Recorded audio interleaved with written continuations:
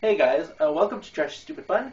Yes, I'm doing another episode. I don't care. It's like today or right now, I would like to talk about three '80s movies I had the pleasure of watching this past week or so, and a little bit last week. The first one I would like to talk about is called The Stuff, and it was a fun '80s movie about this. Basically, it was about this product that was coming out of the ground. This guy comes along and tastes some of it. For some reason, it's like, yeah, the first thing I see, when I see stuff coming out of the ground, it's like, I want to eat some of that. And it's like, it's bubbling out of the ground. And the best way I can describe it, it looks like melted marshmallow man.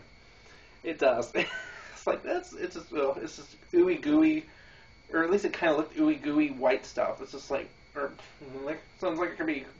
Anyways, I'm not gonna go there. But yeah, it just looks it looks bizarre. It's like, why would you eat that? Anyways, the guy's like, oh, I should take some of this and market it as a product and blah, blah, blah, blah, and he does. And a while later, this kid comes downstairs to look through the fridge and he sees an overturned carton of the stuff, which is what he calls it, is the stuff. He finds a little carton of it spilled over and he sees it move. He's like, ew, I don't want to eat that. And he goes upstairs and I don't want to describe the whole movie, but anyways, it goes along that this product is the must-have product of the time, and this movie was a great kind of satire on consumerism and the way people will buy stuff without really thinking about what's in it, and it's kind of a timely subject matter. And anyways, this product is really big, and his family tries to force him to eat it. This boy, who kind of made me think of Joshua from Troll 2, which I need to rewatch and talk about on here. I haven't seen it in a while, but I need to rewatch it. And anyways, and he just, his family tries to get him to eat it, but then he runs out and trashes a whole supermarket full of this stuff. It's just funny because he knocks some out of this kid's hand. It's just funny. It was a fun, silly movie. And the other plot is basically, this boy finds out this stuff is evil, and then this ex-FBI guy is investigating the stuff and wants to know what it's made of and blah, blah, blah, blah, and is doing it for this company who's paying him to do it. And anyways, he finds out that it's evil too, and then he runs into a kid who he was in the newspapers for trashing stores because of the stuff. And anyways, he teams up with the guy, and they team up with this lady who was behind the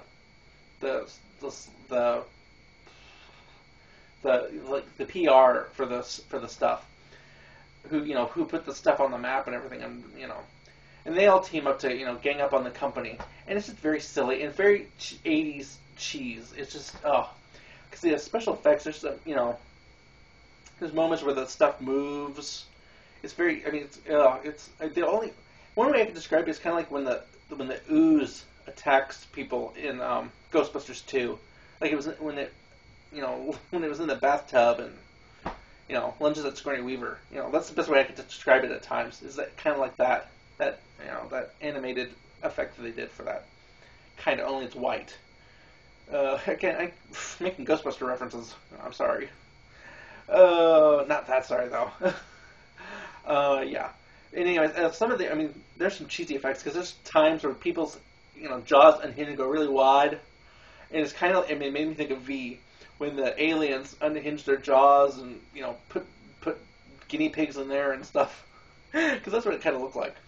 And anyways, the bad stuff about I didn't say this because the bad stuff about the stuff is that it eats you from the inside out, and just comes out of your mouth and just it's very gross, but just very. I kind of like that idea that this stuff is evil and but people want to eat it. It's because they have the slogan for it. It's like you can't have enough of the stuff or something like that. And that's kind of their jingle. And they have a great commercial that they did for the movie where people are dancing down the street eating it and stuff because it's like a dessert.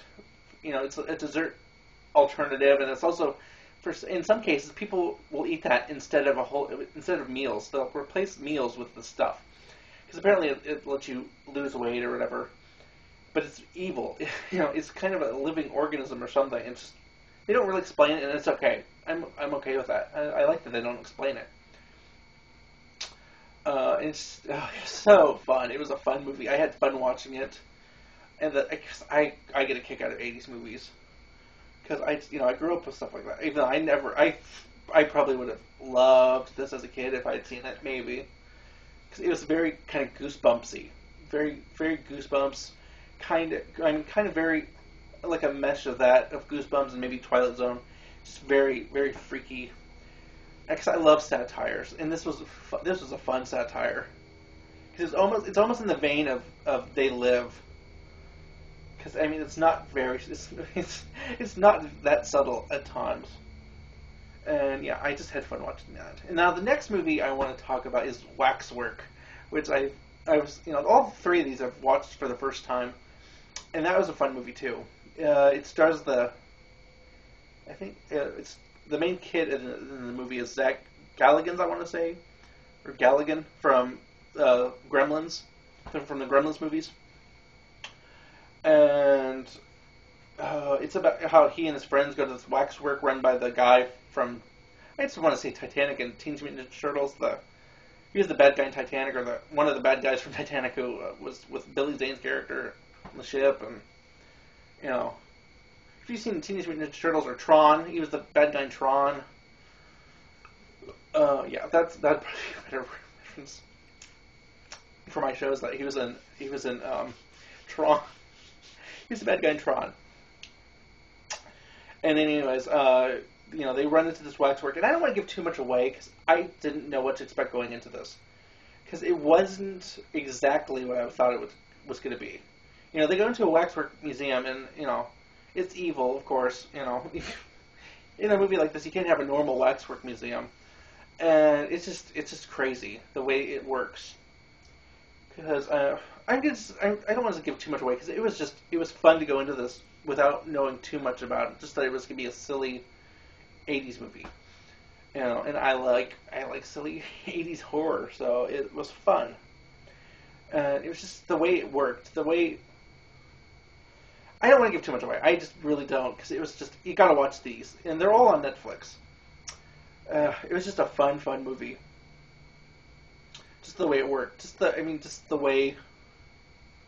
Yeah, I don't want to give too much away. It's just the way that the waxworks came to life and everything. It's just it's very different from what I was expecting. I was expecting very, they go in and slowly but surely the waxworks come to life and attack them, and they must get away or stop the evil waxwork man to get them to stop getting killed by them or whatever.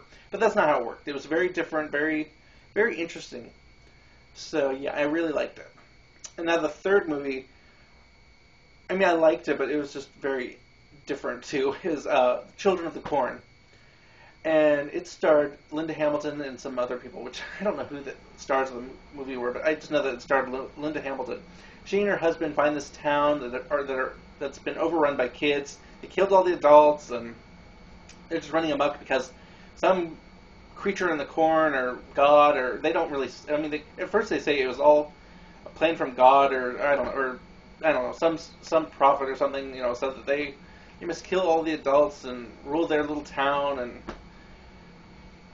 some of it just made no sense. But it was a interesting movie to watch. I mean, the kids are really creepy. I mean, especially when they're killing people and just ugh. Because you see close-ups of them slitting throats and stuff. It's just very. And I mean, it's from Stephen King, so I mean, it's going to be really dark. But I mean, the thing I really like about Stephen King stuff is he's really good at making these real world these almost sort of kind of real world things that could happen, only with a really dark twist to it. I mean, most of his stuff, even though there's some stuff that you don't see in the natural world or whatever, or I mean so some things were at the end of the movie, which I won't give away too much. But anyways, he's really good at at basing these in reality, and I think that's what appeals to people who are fans of Stephen King's work. Because I don't know. I mean, I don't know how much of kids could actually do this to a town, unless they're really demented. But I mean, and these kids were really, really demented. And yeah, and I knew some of what to expect with this movie, but I didn't expect it to be kind of, it was silly at times, unintentionally silly. I wouldn't say it was a bad movie, but it was just very, very, very, unintentionally funny at times. Is all I'll say is, especially the kids. They're trying to be creepy and stuff, but sometimes it comes off as laughable. I mean, especially when when some of them are going around town, yelling, yelling for the Outlanders. It's just, it was a fun movie. Creepy kids, creepy everything, and I'm not always a big fan of creepy kids unless, I don't know. Sometimes I like it. Sometimes I'm like, eh. Like, I could never really get into The Omen. I don't know. I could never really get into that. But I like other stuff like The Bad Seed and, and I'm probably gonna oh, no, I won't go there. But anyways, I like some of the creepy kid movies. But yeah, I would totally recommend all three of these movies, and they're all on Netflix. So go find them. Find the Stuff, Waxwork, and Children of the Corn. And I may see some of the sequels, but I don't know. If Children of the Corn is any indication, I don't know if I want to see the other. I don't know if I want to see the other Children of the Corn movies, even though I like that one of them. The sixth film is like 666. I don't know. I can't believe they made that many. I just was like, nah. There's only so much you can do with that premise. So, anyways, I look forward to doing another episode. But for now, I think two for today is good. So, until next time.